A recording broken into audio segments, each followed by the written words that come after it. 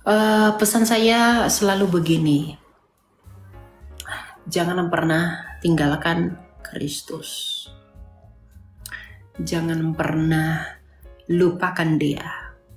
Karena untuk apa kita memiliki seluruh dunia, tapi kita nggak punya hidup.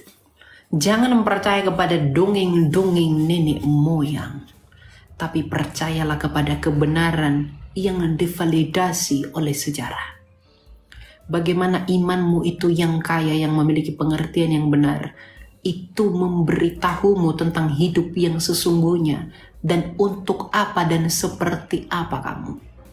Bukan yang menyenangkan telingamu, bukan yang memuaskan hawa nafsu kita, bukan yang mengizinkan bagaimana kita berbaur di dalam apa yang tidak berkenan secara moral bagi manusia.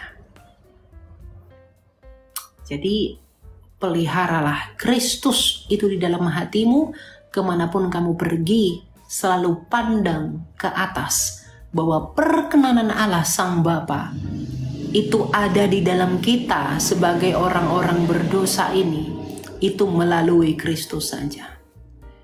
Perkenanan Bapa itu tidak ada di luar Kristus. Jadi kalau kamu percaya Yesus, kamu beriman kepada Tuhan Yesus, artinya Tuhan itu berkenan di dalam kamu, karena oleh Dia imam besar itu kita dibenarkan.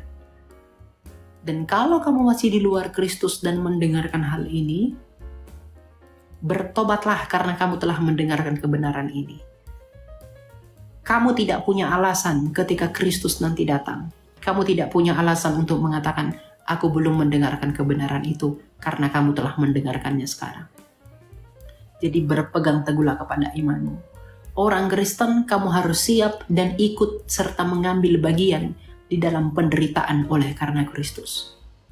Karena Rasul Paulus berkata, aku rela, aku senang menderita oleh karena Kristus, sebab jika aku lemah, aku kuat. Penderitaan oleh Kristus itu adalah pemurnian iman. Tidak ada kemurnian tanpa ujian. Jadi jangan bersyukur karena kehidupanmu yang santai-santai saja dalam kacamata dunia.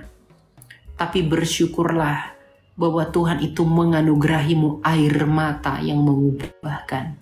Air mata yang mendekatkanmu sama Tuhan. Air mata yang selalu membawamu kepada kebenaran ilahi. Mintalah kepada Tuhan kamu dianugerahi air mata. Air mata yang mendatangkan keselamatan. Bukan air mata yang menyenangkan telingamu saja. Jadi berbahagialah kita yang mengandalkan Tuhan dan berbanggalah atas iman yang kamu peroleh itu. Jangan lepaskan Dia, karena apa yang kamu ikat di dunia itu terikat di surga, tapi apa yang kamu lepas di dunia itu terlepas di surga. Jangan kamu jual Kristus demi laki-laki, jangan kau jual Kristus demi perempuan, jangan kamu jual Kristus demi jabatanmu, jangan kamu tinggalkan Kristus demi selingkuhanmu, demi semua orang. Karena paling lama kamu merasakan itu 100 tahun. Tapi arti dan akibat dari itu adalah kekekalan selama-lamanya. Jadi tanamkan dalam hatimu bahwa perkenanan Allah Sang Bapa di dalam Kristus adalah kekayaanmu. Rendahkan hatimu, karena ketika orang merendahkanmu oleh karena Kristus, kamu tidak sakit hati, kamu tidak kepahitan. Karena orang yang merendahkan diri, ketika direndahkan tidak akan sakit hati.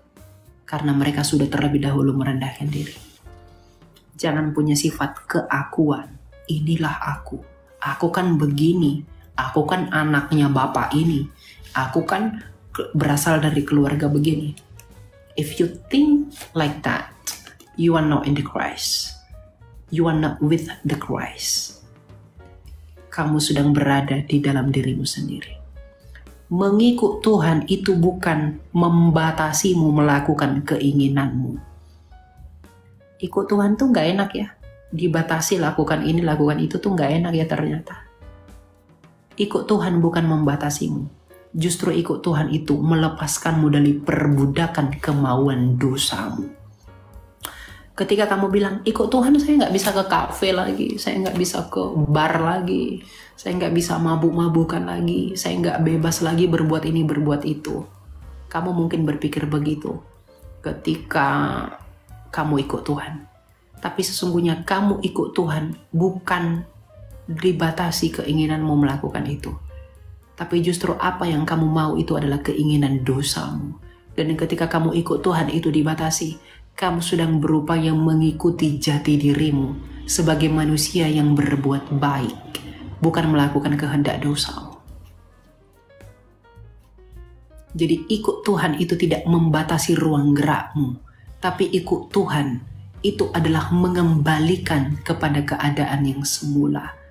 Bahwa pada keadaan yang semula, kita tidak seharusnya mabuk-mabukan, kita tidak seharusnya seks bebas, kita tidak seharusnya suka menipu, kita tidak seharusnya melakukan perbuatan yang tidak benar. Dan ketika kita ikut Tuhan, kita dibatasi melakukan itu, artinya kita dikembalikan pada kodrat kita yang semula. Jadi mindset kita mengikut Tuhan bukan tentang pembatasan kehendak kita, tapi tentang membuang kehendak dosa yang ada di dalam diri kita. Ingatlah akan hal itu dan tekunlah dalam Kristus, karena tidak ada Tuhan yang seperti Kristus yang bisa melepaskan kamu dari itu. Hanya Kristus saja. Ya. Nabi-nabi tidak menyelamatkan. Dewa-dewa berhala-berhala tidak menyelamatkan. Hanya Kristus. Jadi jangan pernah lepaskan dia. Christ is your life. Thank you. Tuhan berkati selalu.